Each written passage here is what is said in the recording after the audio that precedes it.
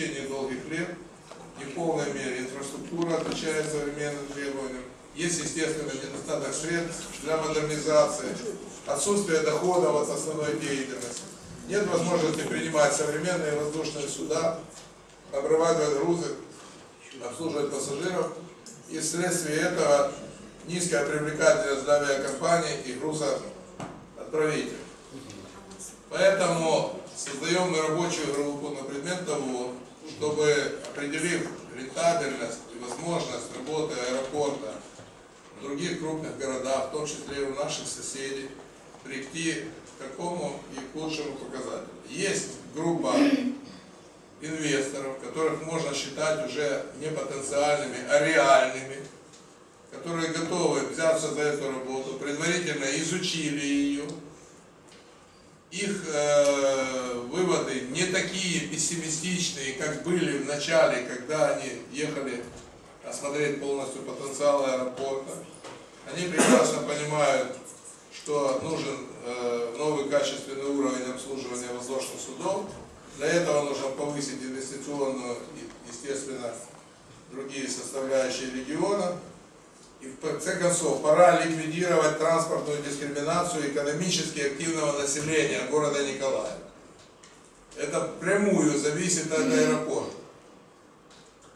Мы же не в Зимбабве живем. Поэтому, Юрий Георгиевич, сейчас проект распоряжения о рабочей группе. Основой базиса будет являться у нас исследование рынка, стратегия развития, прогноз авиационных перевозок, техническая концепция, необходимые капиталовложения и бизнес-план проекта. Первый бизнес-план уже разработан, вот он у меня в руках. На следующей неделе, максимум через неделю, сюда приедет инвестор, имеющий большой опыт возрождения, реконструкции и оживления аэропорта.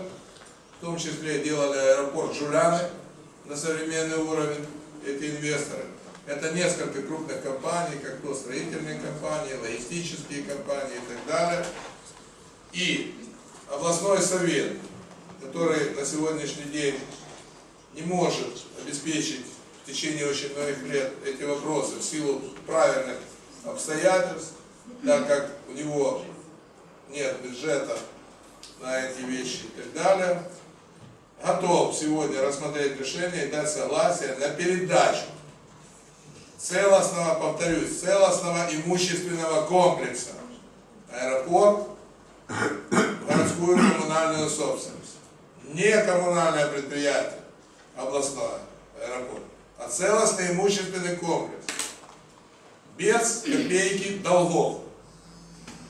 В этом случае, отработав все с рабочей группой, специалистами и так далее, город вполне в состоянии взять на себя создание нового коммунального предприятия, и эта работа уже ведется, принять полностью на него имущество, в котором еще далеко-далеко не все так плохо, как казалось бы на первый взгляд.